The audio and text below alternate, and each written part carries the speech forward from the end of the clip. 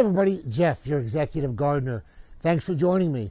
Listen, it is back to getting chilly again here in Houston, Texas. So if you're watching this in Houston, Texas, it's between 55 and 60 degrees at this point in time. Now, don't worry. Between now and the next 10 days, it's not going to get below 48 degrees at night. And during the daytime, it's going to be between 65 and 75. We call that in Houston paradise. So I know that there's people still struggling in the cold up in the north. Hang on, your spring garden's almost here. But I'm here to tell you, if you're in South Texas, Florida, Mississippi, Alabama, I know I'm missing, Louisiana, always miss you. It's time to get your plants out to the spring garden. The chance of frost is behind us unless something completely freaky occurs. So get your garden going, your tomatoes, your peppers, your squash, your eggplant, whatever it may be.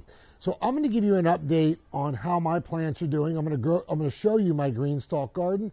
I just went to the nursery today at Houston Garden Center. So if you live in Houston, they've got a great selection of plants. You can get most plants for $1.19, or seedlings, excuse me, $1.19 compared to Home Depot or Lowe's. That's like $3. So it's a fraction of the time, the money, and it's tremendous value. So I'll show you what I got. I'm going to talk a little bit about Malabar Spinach. It's something that I picked up from another channel. It's something you can grow in the hot, steamy, tropical summer months here in the South.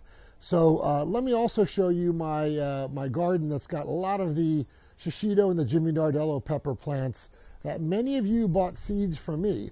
So I'll show you how they're doing, and they're even starting to grow some little peppers. Hang tight. Let me give you a tour. I'll get behind the camera. All right, so here we go. Let's take a look at the plants. So this, I believe, is a Shishito pepper.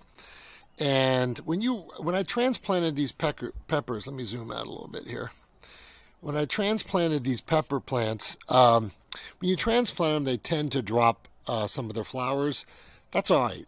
They'll grow back. But let's take a look. You'll see that up close, you've got some little peppers already starting, okay? So this is a Jimmy Nardello. Excuse me, that's a Shishito. I believe most of these are Shishitos. I don't remember, quite frankly, which are Shishitos and which are Jimmy Nardellos. When the plants start growing, it'll be very obvious to me by the look of the fruit or the pepper what it is. So let's go back in the row. Now, just a reminder, I did recharge this with some very rich compost. And I got this for the folks. Always ask me where I get it in Houston. Houston Garden Center's got some pretty good stuff, and Enchanted Gardens in Richmond, Texas. Each of you probably have a local area. There's another Shishito. Let's go back, and yet another one. Look how many flowers they have. And I've already picked most of the flowers off as baby plants, but they're looking real good.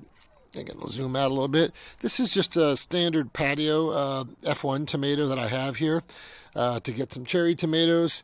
And as for the folks that are new to my channel, in case you don't know, I do grow this in a completely enclosed structure that keeps the squirrels and the birds completely out. There's no way they can get in or out. Now, the rats and the mice can get in, and you're going to have to deal with those in your own way. I use traps.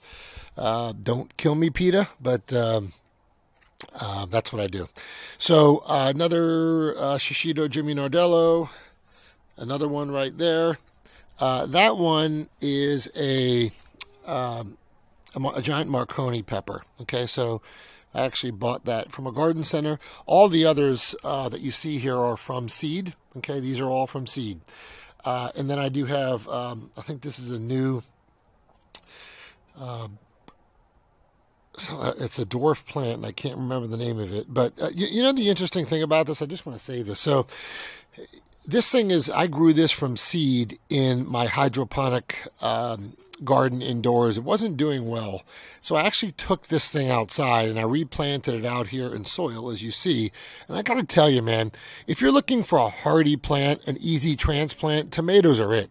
I switched this thing from a hydroponic setting to a soil setting in one day. I didn't do much. I kind of threw it in the ground there, put in some good stuff, and it planted. I mean, it's remarkable.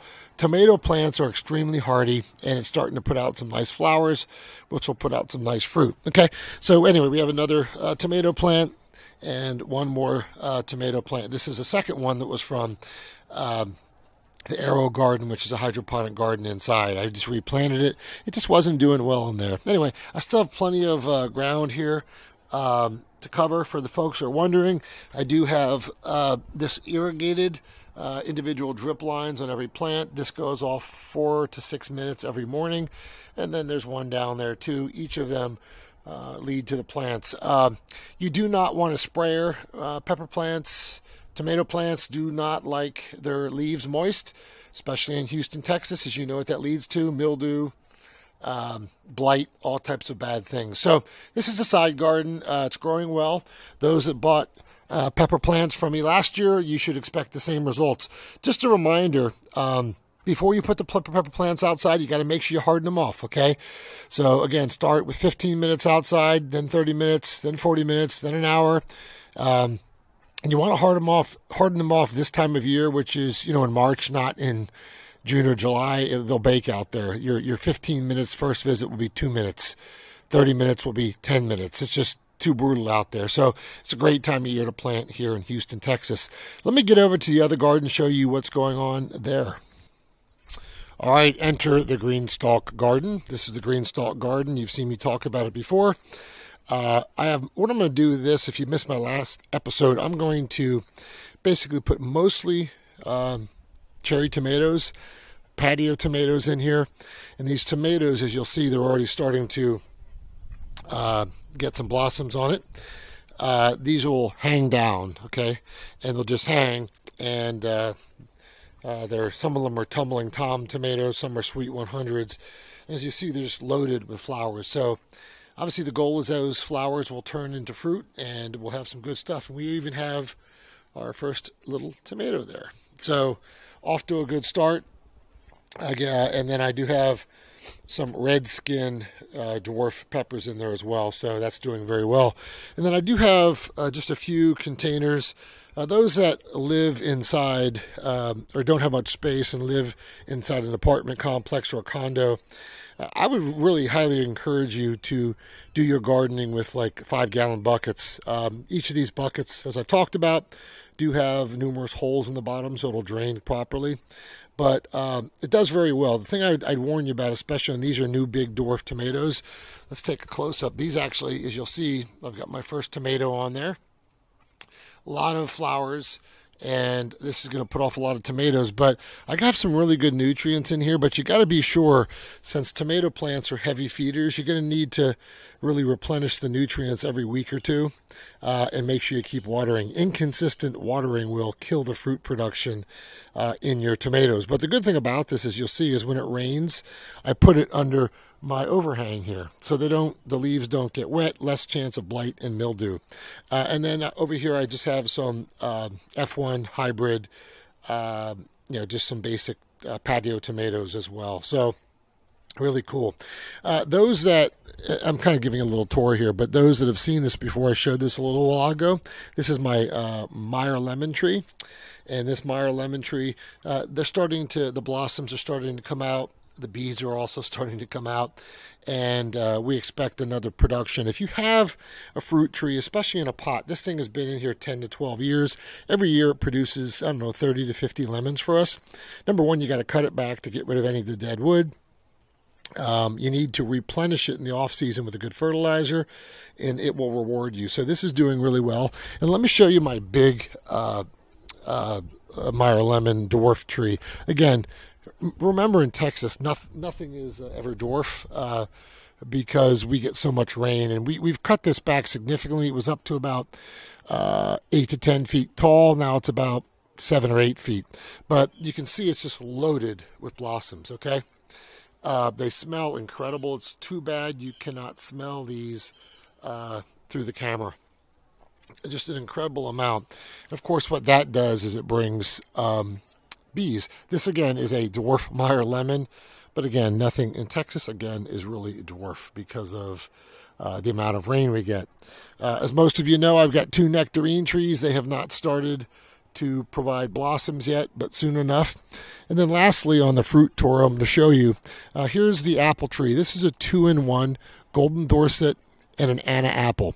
If you live in the tropics like Houston or Orlando or Louisiana or Alabama, there's not many things you're going to be able to grow. So they graft this thing together. There's 2 trees at one. They pollinate each other, and they put off apples. Most apple trees, as you know, do require between 100 and 300 frost hours. We just don't get that in Houston, Texas, but this special variety of apples only requires 50 to 100, which we can get, which we did get. And as a result, I will show you, I've got little apples that are starting all over the place in the tree, okay? So there's a bunch of them right there too. So I will have apples. My biggest challenge, as you see, is this is planted against a fence, and squirrels run all across that fence. They grab an apple and then they take off. Not much I can do about it, but I try to get what I can get. But anybody in Houston, if you're asking me where did I get this, I got this at Enchanted Gardens in Richmond, Texas. Again, it's a dwarf grafted Anna apple and golden Dorset apple tree, okay? Grows very well here, okay? All right, let me get to the next thing on the tour. All right, so you see here, this is all my trellis here. I bought some more Kentucky pole beans, Kentucky bush beans, and I think Blue Lake beans. So they're going to trellis all along there. In addition, I am going to do some cucumbers along there. So they're starting to grow. I put poles there, so you know when you plant these pole beans, they will start to grab the poles, and then they will go on the bigger trellis. The last thing I'm going to end with today is over here. Again, I have more trellis here. These used to be used for grapevines. I pulled the grapevines out. If you live in Texas, pretty much don't waste your time with grapevines. Certain grapevines, you can certainly do some, but the grapevines that I planted back here by mistake got Pierce disease and they died. But if you get grapevines, you're going to have to get a variety that is immune to Pierce disease. Otherwise, it will die within a year or two. Okay, so research that before you get grapevines. So last thing I want to talk about is, so I do have some eggplant. So I will be planting eggplant there. There's one and there's two. As you'll see, I did get this from Houston Garden Center. It is the classic eggplant. There you go. Again, great deal. It's $1.19, pretty healthy plant. So I do like eggplant. And then the thing I wanted to talk about right here is called Malabar Spinach. So in Houston, Texas, it is too hot, too humid in a month from now to grow any lettuce. As you know, any type of lettuce, type of plant, kale, spinach, it's going to bolt. It's going to simply bolt and start to flower. Malabar spinach is actually not spinach. It's a different variety of plant, but it is something that when it's cooked, it tastes like spinach. It's very nutritious, very high in vitamin A, vitamin C, and antioxidants. And again, when cooked, it tastes very much like spinach. Now, these plants do grow pretty high. They're vines, so they're going to grow up vertically. So that's why I'm planting it under this, and they will grow just kind of like a grapevine or a cucumber vine on these trellis. They can get to as much as 3 to 5 feet. They can get out of control. So only plant it if you want a lot of leafy greens that taste like spinach. But again, they are not spinach, but they are many times more nutritious because the leaves are denser and thicker. Therefore, you probably want to cook it down to soften the leaves, but I would steam it or cook it so you don't lose most of the nutrients. Just a hint, if you live in Houston, Texas, if you're planting Malabar spinach, the snails do like this. So I would encourage you to get some type of pellets to keep the snails. As you can see, my spinach plant has some snail holes in it. Even the snails think it's spinach. And when I have normal spinach, the snails love to go after it.